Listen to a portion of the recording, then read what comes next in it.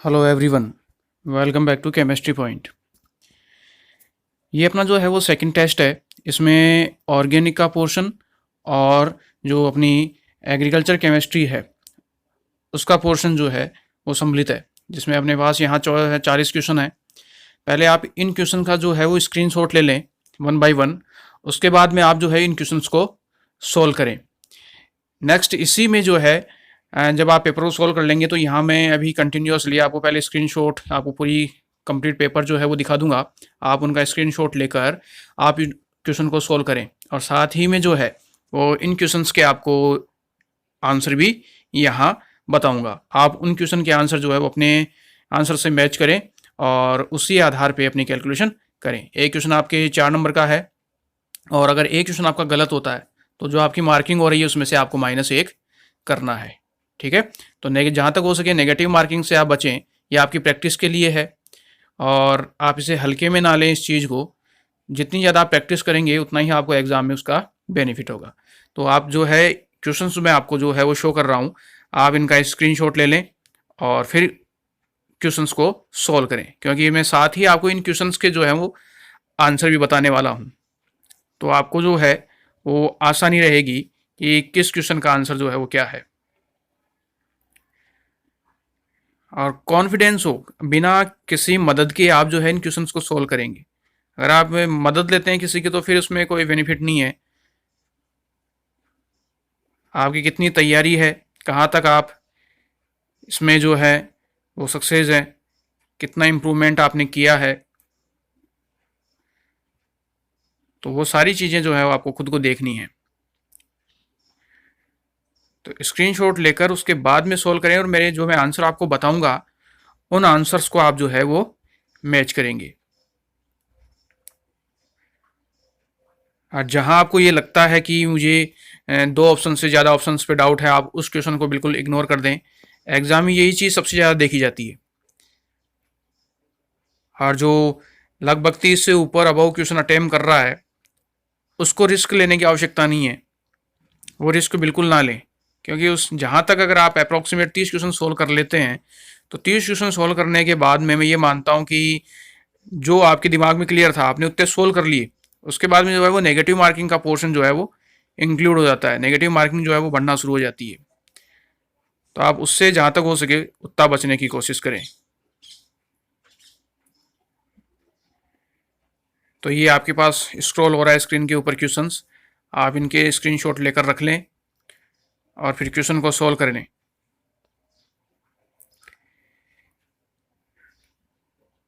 तो आपके पास यहाँ जो है ये 40 क्वेश्चन है, 40 क्वेश्चन है।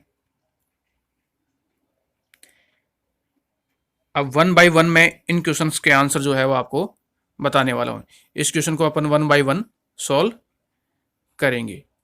ठीक है, और आप अपने आंसर से इसको मैच करना जो भी आपका आंसर आ रहा है। और ध्यान रखना एक क्वेश्चन 4 नंबर का है और एक क्वेश्चन गलत होने पर आपको -1 करना है। जितना आपने स्कोर किया उसमें से -1 कम करना है। जैसे एक क्वेश्चन सही है आपका 4 नंबर हो गया तो उसमें आपको -1 कम करना है गलत होते ही।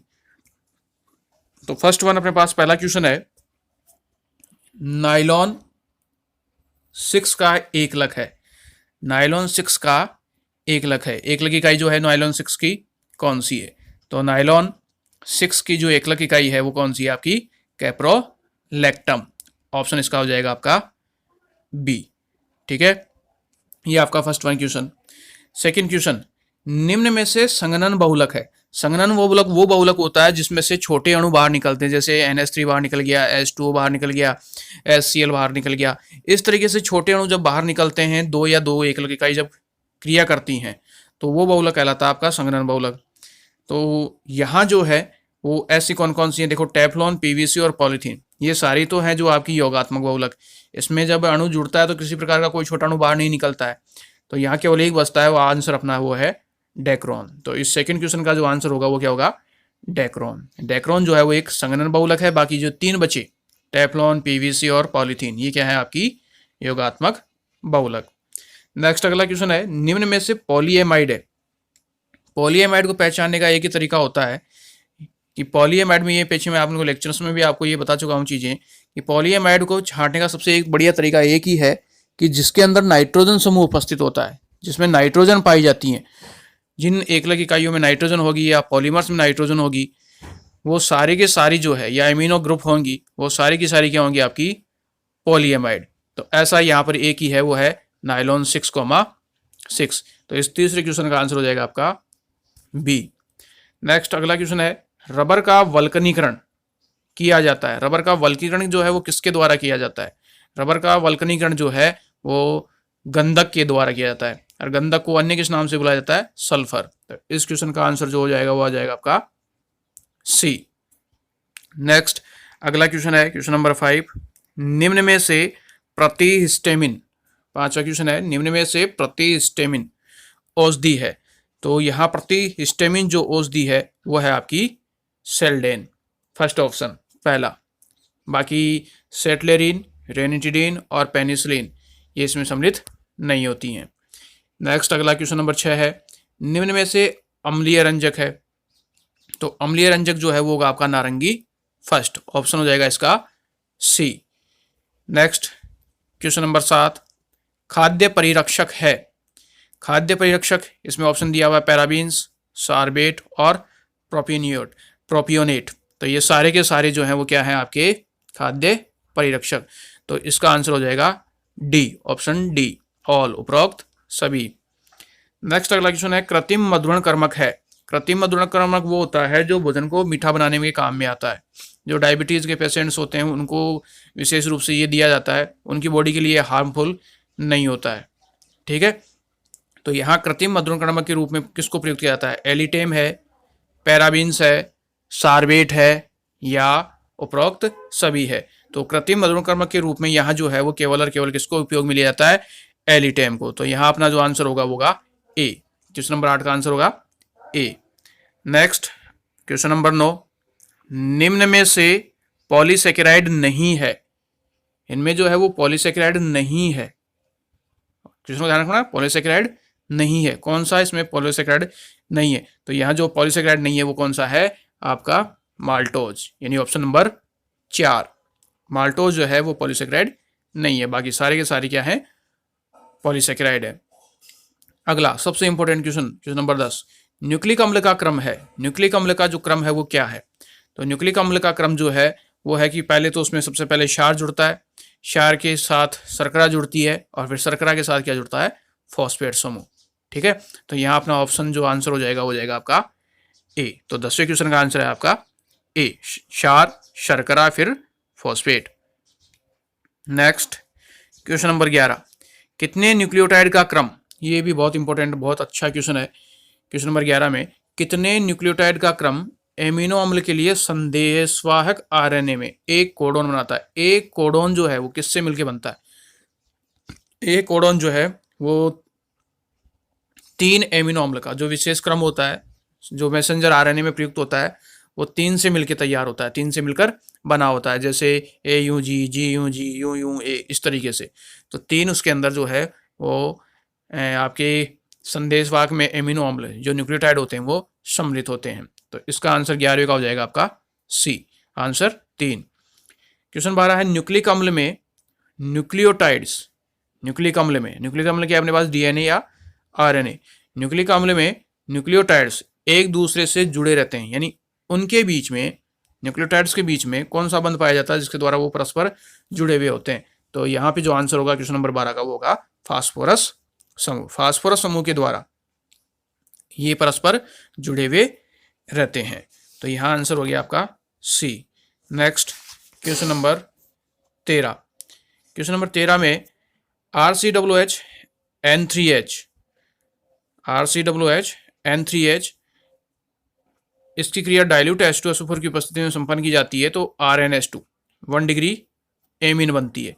उपरोक्त अभिक्रिया कहलाती है। उपरोक्त अभिक्रिया को किस नाम से बुलाया जाता है? तो जो उपरोक्त अभिक्रिया कहलाती है वो कहलाती है आपकी स्मिट अभिक्रिया। ये स्मिट अभिक्रिया है, ठीक है, जो कार्बोक्सिलिक अम्लों द्वारा दी जाती है। तो इस 13वें क्वेश्चन का आंसर हो जाएगा आपका ए। नेक्स्ट अगला क्वेश्चन नंबर 14, निम्न में से अम्लता का जो सही क्रम है, यानी सबसे ज्यादा अम्लता किसके द्वारा प्रदर्शित की जाती है? तो मैंने एक चीज़ बताई थी, कार्बोक्सिलिक अम्लों में, पूरे कार्बोक्सिलिक अम्लों में सबसे ज़्यादा अम्लता किसकी होती है? HCOOH की। HCOOH की कार्बोक्सिलिक अम्लता सबसे ज़्यादा होती है, सर्वाधिक अपवादित रूप से। ठीक है, इसके साथ कंपेरेटिवली कोई भी बैठा हुआ हो, इसकी अम्लता सबसे ज़्यादा होगी। तो अगर इसकी अम्लता सबसे ज़्यादा है तो इस कंडीशन के आधार पे अगर देखें तो अपने पास दो ऑप्शंस हैं, बी और सी। इनमें ही HCOOH की अम्लता सबसे ज़्यादा है। ठीक है, तो इन दोनों में से आंसर होगा। बाकी दो तो मेरे ये ऊपर वाला और ये आखिरी, तो पहला और चौथा तो कैंसिल हो गया। अब आपको बी और सी में से छांटना है कि इन दोनों में से कौन सा है। तो इन दोनों में अगर आपको देखा जाए तो सबसे ज़्यादा जो है वो आपकी होगी ऑप्शन नंबर सी की, HCOOH, CH3COOH और C2H5COOH, सबसे आखिरी में C2H5COOH। तो 14वें क्वेश्चन का आंसर होगा आपका सी। नेक्स्ट अगला क्वेश्चन नंबर 15 है, केनिजारो बिक्रिया देता है। केनिजारो बिक्रिया कौन देता है? जिनमें अल्फा हाइड्रोजन नहीं हो, जिनमें अल्फा हाइड्रोजन नहीं होती है। पहचानने का तरीका, केनिजारो बिक्रिया वो कंपाउंड देते हैं जिनमें अल्फा हाइड्रोजन नहीं होती है। ठीक है, जिनमें अल्फा हाइड्रोजन होती है वो देती है एल्डोल और क्रॉस एल्डोल, और जिनमें अल्फा हाइड्रोजन नहीं होती है वो देते हैं केनिजारो और क्रॉस केनिजारो बिक्रिया। तो यहाँ केनिजारो बिक्रिया के लिए आपको क्या देखना है? जिसमें अल्फा हाइड्रोजन नहीं है। तो अल्फा हाइड्रोजन किसके पास नहीं है? तो यहाँ पे देखो उपरोक्त सभी, देखो यहाँ क्रियात्मक समूह है, इसके पास अल्फा हाइड्रोजन है, इसके पास अल्फा हाइड्रोजन है। क्रियात्मक समूह है, इसमें कार्बन के पास अल्फा हाइड्रोजन है, इसमें ये क्रियात्मक समूह है लेकिन इसमें कार्बन के पास हाइड्रोजन प्रेजेंट नहीं है, अल्फा हाइड्रोजन इसके पास नहीं है। तो 15वें क्वेश्चन का जो आंसर होगा वो होगा आपका ए। 15वें क्वेश्चन का आंसर क्या होगा? A. Next question number 16, CH3CHO4H ZnHG सांद्र HCl, इससे बनता है एथेन प्लस H2O। उपरोक्त अभिक्रिया है, यानी हाइड्रोकार्बन का निर्माण होता है जिंक अमलगम और सांद्र HCl की उपस्थिति में। उपरोक्त अभिक्रिया जो है आपकी कौन सी अभिक्रिया कहलाएगी? तो ये जो अभिक्रिया कहलाती है वो कहलाती है आपकी क्लेमेंसन अपचयन अभिक्रिया। ठीक है, तो इसका आंसर जो होगा वो होगा आपका ए। नेक्स्ट अगला क्वेश्चन, क्वेश्चन नंबर 17, एल्कोहल का सामान्य सूत्र है। एल्कोहल का सामान्य सूत्र जो है वो क्या होता है? देखो, एल्केन का सामान्य जो सूत्र होता है CnH2n +2। ये एल्केन का जो है वो सामान्य सूत्र होता है। अब एल्कोहल बनाना है तो एल्कोहल जब बनाया जाता है तो यहाँ से एक हाइड्रोजन कम होती है और साथ में एल्कोहल का प्रतीक क्या जुड़ जाता है? OH। तो यहाँ पे एक हाइड्रोजन कम होगी तो यहाँ कितनी रह गई? केवल 1 स्थिति, और साथ में क्या जुड़ गया? OH। तो इस कंडीशन के अंदर अपना इस क्वेश्चन का जो क्वेश्चन नंबर 17 का है उसका आंसर आपका जो है वो कौन सा होगा? CnH2n +1 OH। ठीक है, यानी B, option number B. Next अगला सामान्य सूत्र के लिए कौन सा हो जाएगा? Option B. नेक्स्ट अगला क्वेश्चन नंबर 18, विक्टर मेयर परीक्षण नहीं दिया जाता है। विक्टर मेयर परीक्षण, देखो विक्टर मेयर परीक्षण नहीं दिया जाता है। कौन नहीं देता है 18वें में? तो 1 डिग्री अल्कोहल देता है, 2 डिग्री अल्कोहल भी देता है, जबकि 3 डिग्री अल्कोहल ये परीक्षण नहीं देता है। तो यहाँ जो अपना आंसर जाएगा वो जाएगा बी। 18वें क्वेश्चन आंसर जो होगा वो क्या होगा आपका? बी। 3 डिग्री अल्कोहल जो है उपरोक्त परीक्षण नहीं देता है। नेक्स्ट अगला क्वेश्चन है, हाफमान कार्बिल एमीन अभिक्रिया है। हाफमान कार्बिल एमीन अभिक्रिया जो है वो कौन सी है? एक नामजद अभिक्रिया है। तो हाफमान कार्बिल एमीन अभिक्रिया में देखो इसके अंदर एमीन तो है, देखो ऑप्शन इसमें छांटना है, कार्बिल एमीन है तो इन दो में एमीन समूह है, इन दो के अंदर एमीन समूह नहीं है। तो ये दो तो गए सी और डी। आंसर होगा किसमें से? अब ए और बी में से। तो देखो यहाँ CHCl3 है, यहाँ आपका CHCl3 और KOH है। तो उपरोक्त अभिक्रिया जो आंसर होगा क्वेश्चन नंबर 20 का होगा आपका ए। 20वें क्वेश्चन का आंसर ए। नेक्स्ट अगला क्वेश्चन है वो है CH3I, question number 21, CH3I Na CH3I शुष्क ईथर और उत्पाद अभिक्रिया में जो है वो उत्पाद है वो आपका क्या होगा? तो इस अभिक्रिया को गौर से देखो तो यह अभिक्रिया जो है अपनी वुर्ज अभिक्रिया है। जहाँ पे यहाँ पे क्या आएंगे, सोडियम के 2 मोल, ये सोडियम के 2 मोल आयोडीन के 2 मोल को लेकर बाहर निकलेंगे, तो इससे क्या बनेगा, CH3 और CH3। तो जो मेरा उत्पाद बनेगा वो क्या बनेगा, एथेन। तो क्वेश्चन नंबर 21 का जो आंसर होगा वो होगा मेरा सी। इससे प्राप्त होने वाला उत्पाद क्या है, एथेन। तो 21वें क्वेश्चन का answer C. Question number 22, ethane की क्रिया ओजोन से करवाने पर प्राप्त अंतिम उत्पाद है। तो जब आप एथेन की क्रिया ओजोन से कराओगे तो आपको क्या मिलेगा, यानी क्वेश्चन नंबर 22 के लिए देखूं तो क्वेश्चन नंबर 22 में जो दिया हुआ है वो है एथेन की बात हो रही। तो एथेन होता है CH2 डबल बॉन्ड CH2। जब आप इसकी क्रिया ओजोन से करवाते हो तो मैंने ये कहा था कि एक ऑक्सीजन इसको दे दो और एक ऑक्सीजन इसको दे दो। शॉर्ट मेथड होता है, ये एक शॉर्ट तरीका है इस क्वेश्चन को पहचानने का। तो जब आप एक ऑक्सीजन इसको दोगे, एक ऑक्सीजन इसको दोगे, तो उत्पाद क्या बनेगा, HCHO, CH2 और O, CH2 है तो CH2 और O। तो ये उत्पाद क्या कह रहा था आपका, फॉर्मेल्डिहाइड। तो इस अभिक्रिया में जो उत्पाद बनेगा वो बनेगा आपका फॉर्मेल्डिहाइड, यानी क्वेश्चन नंबर 22 का जो आंसर होगा वो क्या होगा, बी, फॉर्मेल्डिहाइड। नेक्स्ट अगला है क्वेश्चन नंबर 23, एसिटिलीन के बहुलीकरण से, जब एसिटिलीन का बहुलीकरण किया जाता है रक्त तप्त बंद नलिका के अंदर, तो उससे प्राप्त होने वाला जो उत्पाद होता है बेंजीन। यानी इसमें क्या था इस अभिक्रिया में कि CH triple bond CH triple bond CH और CH ट्रिपल बॉन्ड CH, ऐसे 3 अणु, एसिटिलीन के 3 अणु भाग लेते हैं, और एसिटिलीन के 3 अणु भाग लेंगे तो इसका एक पाई बंध टूट के यहाँ सिग्मा बनाएगा, इसका एक पाई बंध टूट कर इन दोनों के बीच में सिग्मा बनाएगा, और इसका एक पाई बंध टूट के इन दोनों के बीच में सिग्मा बनाएगा। तो देखो यहाँ पे 2 2 4 और 2 6, कुल कार्बन की संख्या कितनी हो गई, 6, और एक एक पाई बंध टूट रहा है और सिग्मा बंध बना रहा है, तो शेष देखो एक सिग्मा एक पाई, एक सिग्मा एक पाई, इस तरीके से संरचना बनेगी। तो ये संरचना बंद हो जाएगी, तो मेरा जो आंसर निकल के आएगा वो बनेगा बेंजीन। तो क्वेश्चन नंबर जो अपना एसिटिलीन के बहुलीकरण से जो प्राप्त होगा वो क्या प्राप्त होगा मुझे, क्वेश्चन नंबर 23 में बेंजीन, यानी ऑप्शन नंबर 4 C6H6 ये आंसर होगा। नेक्स्ट अगला क्वेश्चन है, एल्केन का सामान्य सूत्र है, अभी थोड़ी देर पहले बताया था एल्केन का जो है वो सामान्य सूत्र आपका क्या है। तो एल्केन का जो सामान्य सूत्र होता है वो CnH2n+2, यानी इस क्वेश्चन का 24 का आंसर होगा आपका सी। नेक्स्ट अगला क्वेश्चन है 25, मार्कोनिकोव का नियम लागू होता है, मार्कोनिकोव का नियम जो है वो किस पे लागू होता है, HBr के ऊपर। तो 25वें क्वेश्चन का आंसर होगा आपका बी। नेक्स्ट अगला, पेंटेनॉन किस प्रकार की समावयवता प्रदर्शित करता है, पेंटेनॉन, पेंटेनॉन होता है आपका CH3 CH2 C double bond O CH2 और CH3, ठीक है। आप इसको नहीं यहाँ भी ले सकते हो, इस जगह भी लिया जा सकता है C डबल बॉन्ड O, जरूरी नहीं आप इसी जगह ले। तो देखो अगर ये देखो तो ये तो है मध्यावयवता, ये मध्यावयवता भी दर्शाता है। दूसरा इसके अंदर जो है वो क्रियात्मक समावयवता भी, आप इसकी क्रियात्मक समावयवता भी बना सकते हो। दूसरी एक C डबल बॉन्ड O अपनी स्थिति जगह चेंज करता है, तो ये स्थान समावयवता भी दर्शाएगा। और इसमें शाखन भी किया जा सकता है, आप इसकी एक हाइड्रोजन उठा के इसको दे दो तो इसमें शाखा भी बन जाएगी, ब्रांच भी बन जाएगी। तो इस स्थिति के अंदर जो अपना क्वेश्चन नंबर 26 है, इस क्वेश्चन नंबर 26 में पेंटेनॉन जो है वो सारी की सारी सभी प्रकार की समावयवता दर्शाता है, यानी आंसर हो जाएगा आपका डी, उपरोक्त सभी।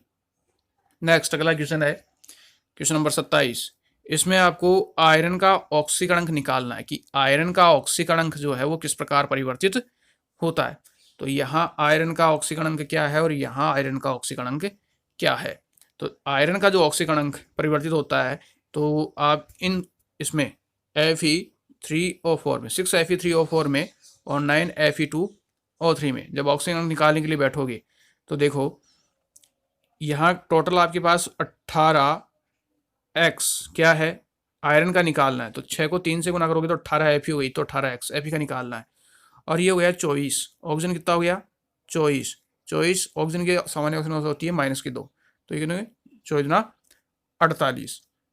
अब 48 में आप 18 का भाग दोगे, 48 में आपको 18 का भाग देना है, तो 18 का भाग दोगे तो 18 दूना 36, 2 और 36, तो शेष कितना बचा आपके पास 12, 172, 18 पंजे 90, 18 से 108, 2.6, लगभग 2.6 के आसपास। तो मेरा जो आंसर होगा वो होगा अब यहाँ देखो आंसर में जो मैच कर रहा है वो मैच क्या कर रहा है इस क्वेश्चन के अंदर। 2.6 कहाँ है, इसमें नहीं है, इसमें नहीं है, इसमें नहीं है 2.6, तो आंसर मेरा क्या हो जाएगा, डी।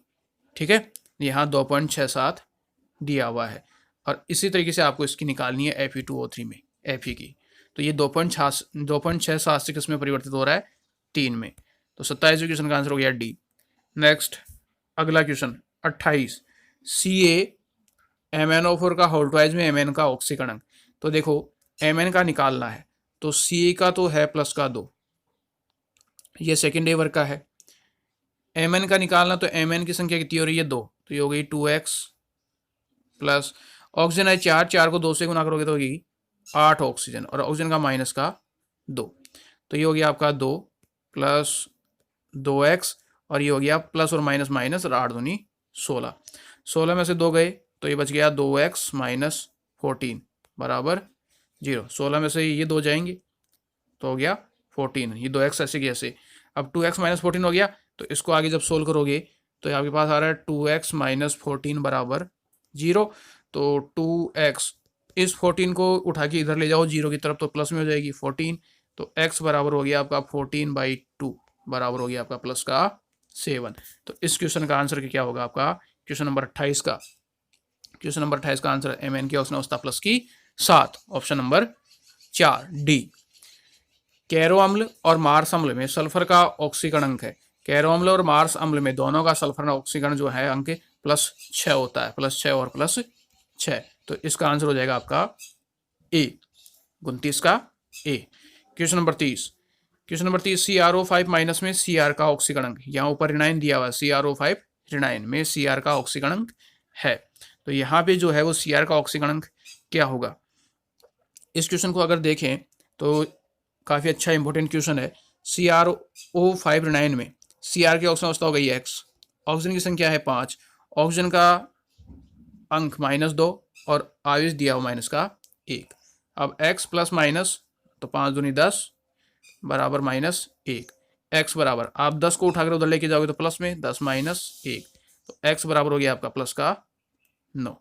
लेकिन वास्तविकता में इसकी ऑक्सीजन अवस्था +9 नहीं होती है, क्योंकि क्रोमियम के बाह्यतम संयोजी कोष में इलेक्ट्रॉनों की संख्या ही 6 होती है, तो ये 9 इलेक्ट्रॉन बाहर नहीं निकाल सकता। तो इस कंडीशन के अंदर इस क्वेश्चन का जो आंसर होगा उसमें क्रोमियम की ऑक्सीजन अवस्था कितनी होगी, प्लस की 6, यानी ऑप्शन नंबर आपका सी। नेक्स्ट अगला क्वेश्चन है, सूक्ष्म जीवों के शरीर का कार्बन नत्रजन अनुपात, कार्बन नत्रजन अनुपात सूक्ष्म जीवों के शरीर में वो कितना होता है। तो सूक्ष्म जीवों की जो शरीर है उसमें कार्बन नत्रजन का अनुपात 4 से 9:1 इसके बीच में होता है। ठीक है, तो 31वें क्वेश्चन का आंसर होगा आपका ए। मृदा कोलाइड कणों का आकार, मृदा कोलाइड कणों का जो आकार होता है वो होता है 1 से लेके 100 मिली माइक्रोन के बीच में, यानी क्वेश्चन नंबर 32 का आंसर होगा वो होगा आपका बी। नेक्स्ट अगला क्वेश्चन है 33, निम्न में से सबसे अधिक CEC किसकी होती है। तो सबसे अधिक जो CEC है, यानी धारण विनिमय जो क्षमता होती है वो कहलाती है आपकी ह्यूमस की, यानी 33वें क्वेश्चन का आंसर जो होगा होगा बी। क्वेश्चन नंबर 34 की बात करें, सामान्यतया पौधों एवं फसलों के लिए उपयुक्त pH परास है। तो फसलों के लिए सामान्यतया जनरली, ठीक है, तो उपयुक्त pH, जो उपयुक्त pH का मान होता है 6.5 से 7.5 के बीच में। तो क्वेश्चन नंबर 34 का आंसर हो जाएगा आपका बी। नेक्स्ट क्वेश्चन नंबर 35 की बात करें, तो क्वेश्चन नंबर 35 में लवणीय जल के लिए सोडियम अधिशोषण अनुपात का मान है। तो सोडियम अधिशोषण यानी SAR, सोडियम अधिशोषण अनुपात का मान जो है वो हमेशा 10 से कम होता है लवणीय जल के लिए। तो 35वें क्वेश्चन का आंसर हो जाएगा आपका ए। नेक्स्ट अगला क्वेश्चन नंबर 36, अधिकांश पौधों नत्रजन को उपयोग करते हैं, नत्रजन यानी नाइट्रोजन किस रूप में प्रयुक्त की जाती है। तो हमेशा नाइट्रोजन जो है वो नाइट्राइट के रूप में प्रयुक्त की जाती है, नाइट्रेट के रूप में, NO3 माइनस के रूप में, यानी 36वें क्वेश्चन का आंसर हो जाएगा आपका सी।